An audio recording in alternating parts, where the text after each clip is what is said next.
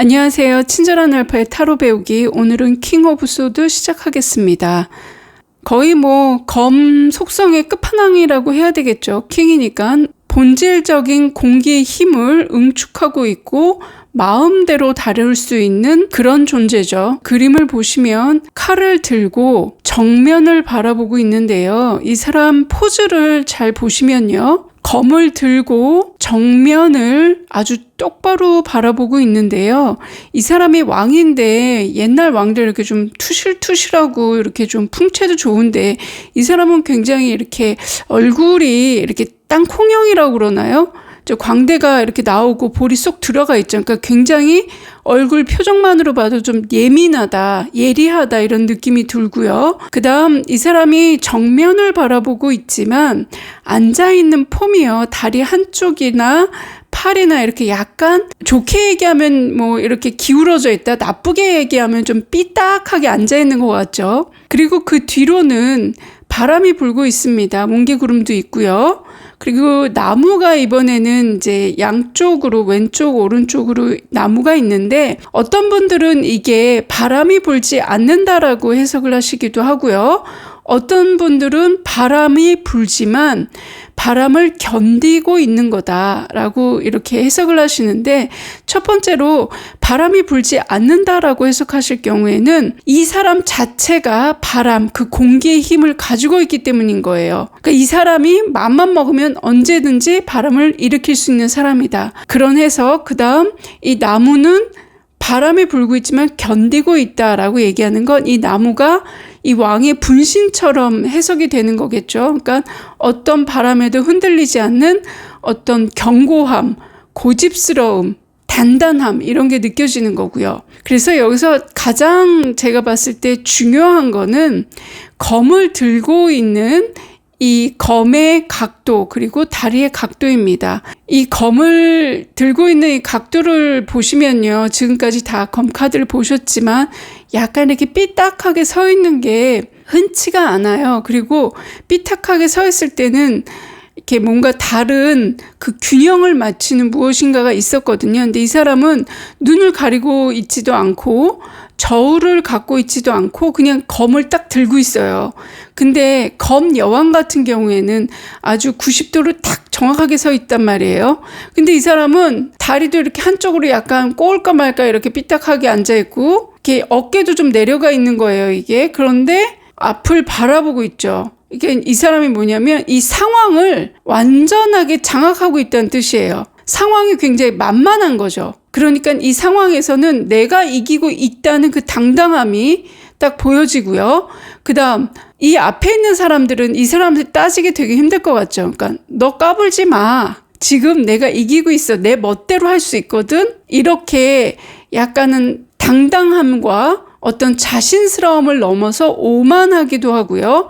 독재스러운 표정까지도 느껴지죠. 그래서 이거는 나중에 키워드로 정리할 때 다시 한번 하기로 하고요. 그래서 이 왕자를 보시면요. 나비와 같은 그 무늬가 있고요. 그리고 왕관도 나비와 같은 이렇게 둥그런 모양입니다. 그러니까 변화와 변모와 어떤 성장의 상징이잖아요. 그런데 이 나비가 애벌레에서 이렇게 완벽하게 성장을 했고 이제는 자유롭게 날 수 있다라는 것을 상징하고요. 그리고 이 하늘색 옷은 공기를 나타내잖아요. 그래서 그러한 상징을 하고 있고요. 검의 왕은 황제 4번과 정의 11번 카드가 합쳐졌다고 생각하시면 됩니다. 그러니까 황제 4번 같은 경우에는요.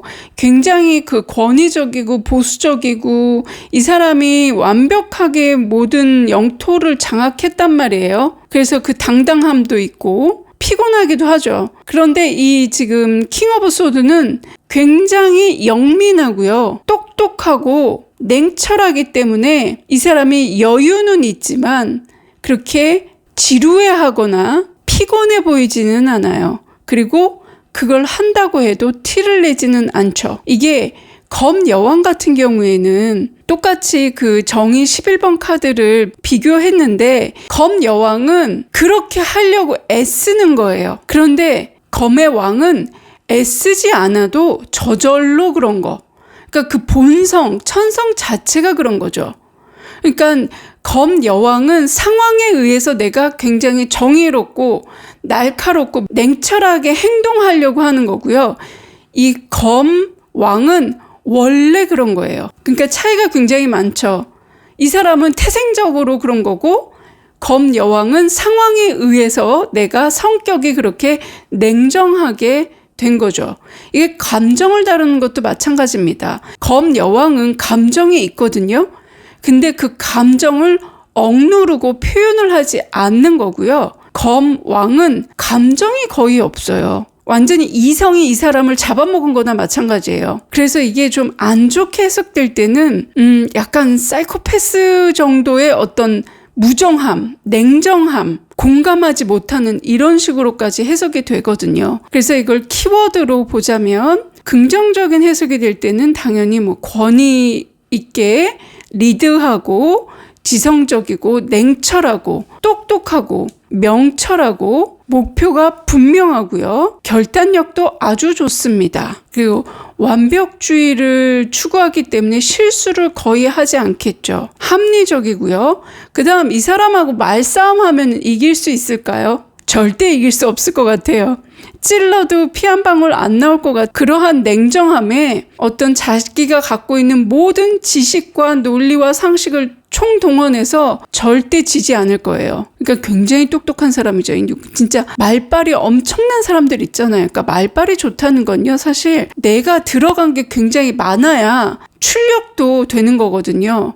그냥 우기고 막 억가부려서 이기는 게 완즈라면 칼은요 정말 똑똑해서 이기는 거거든요. 그리고 공사 구분도 굉장히 잘할 것 같죠. 사적과 공적인 일을 굉장히 구분을 잘하죠. 근데 이게 부정적으로 해석이 될 때는 당연히 공감력이 떨어지고요. 그러다 보니 주변에 사람이 없겠죠.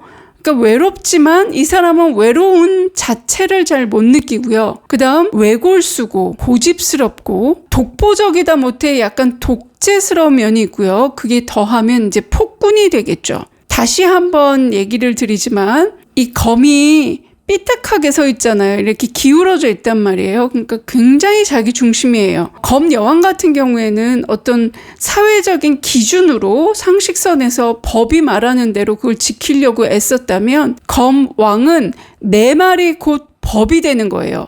그러니까 그 기준이 어떤 법전도 아니고 사회적인 공명심도 아니고 그냥 자기 멋대로인 거예요. 내 말이 곧 법이다. 이렇게 되는 거죠. 연애 면에서는요, 사실 그렇게 썩 좋아 보이진 않죠. 감정 표현을 못 하고요. 그리고 공감력이 떨어지기 때문에 연애가 진행되는 건 힘들고요. 그리고 굉장히 이 사람이 철벽치고 무관심한 사람이에요. 그런데 이런 사람이 만약에 내 남편이다 그러면은 좋을 수도 있어요. 왜냐하면 굉장히 책임감이 높고 문제 해결 능력이 진짜 좋거든요. 사실 우리 인생은 진짜 문제의 연속이잖아요.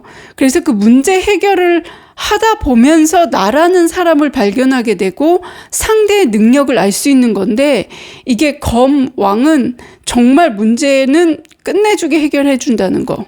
그런데 이 사람이 어떤 배우자까지 가기에는 굉장히 힘든 고난의 외로움이 있겠죠. 그 상대한테는. 왜냐면 공감력이 굉장히 떨어지니까. 그리고 이 사람 사업은 어떨까요? 사업이나 금전은 굉장히 좋습니다.